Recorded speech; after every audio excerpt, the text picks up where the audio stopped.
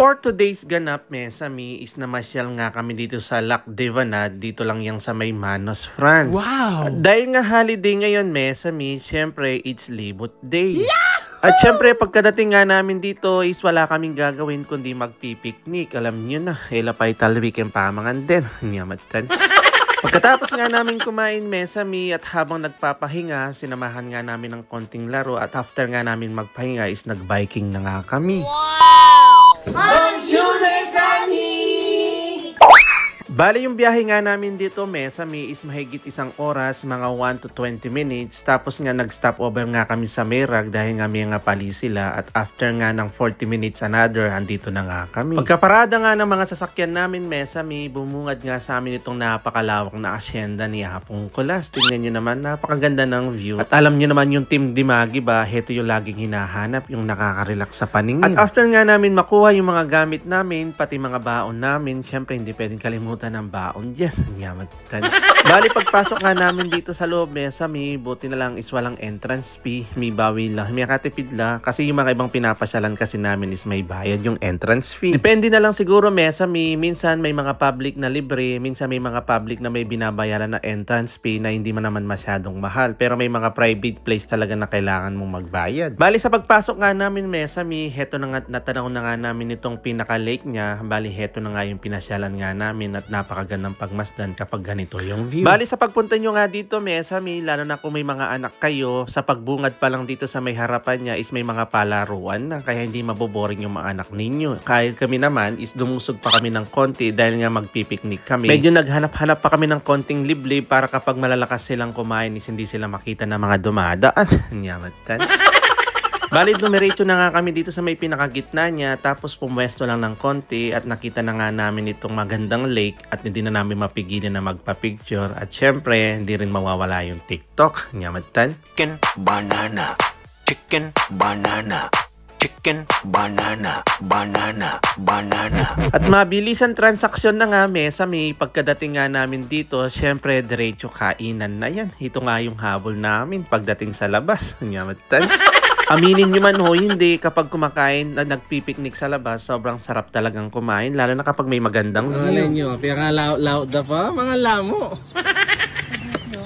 Paltoy may tangapalya ako, ay, kaburin na nga pong kuligan yan. Kasing gravy? Ay, gravy. Bandi da bok to yan. Mga anak yung ano. At syempre, bago kakain, kailangan muna natin mag-pray. Ako sasama. Kaya thank you, Lord, for this food and for all the blessings. Amen! Ha? Siya doon totoy. Ali, bonap. Iranap lang. Iranap lang ang itik. Nyaman. Kuya Randil. Ay, merci. Harap ka pala kakasara. Ano ba ito? Ay, dayo na. Nyaman, no? Okay na to. Okay na ka. Okay na ka. Ang bidagan ka taling nasin eh. Oy, hanggang hapon na yan. Hindi daw gamitin nila. After nga namin kumain, Mesami, bali nagpahinga lang kami ng konti na may kasamang laro. Ito, naglaro kami ng sungka tsaka 1, 2, 3. Nyamatan. Ano, bunot o magtapon? Ay! Tapon, grid. Ay, lagi ma'am yalong, makakiray. Ay, kina.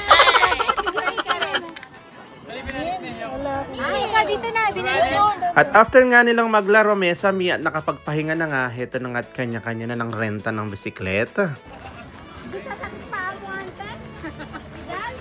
Ate, yung chubo pa mag-joey dito. Ay, lumablag yun pa. Chubo. Dali, bye-bye. Dayan. Aduma. Mabigat yung ano nyo? Bigat niya.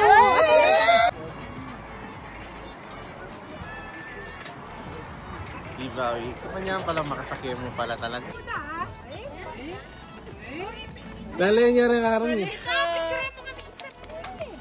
Bali sa pagbabike nga namin, Mesami, is iikutin nga namin itong buong lake na to. Bali di ka naman aabutin ng 1 oras, is mapapagod ka na dyan. Bali yung renta nga ng bike is 1 oras is 20 euro. Bali i-upload ko na lang ng separate yung video namin nung nag-biking trip kami.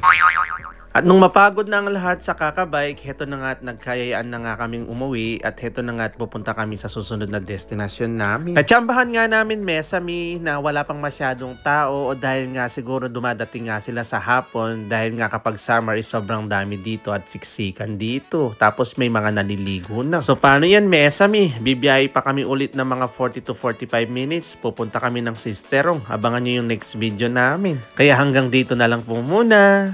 God bless! Thank you for watching! Again to Ciao!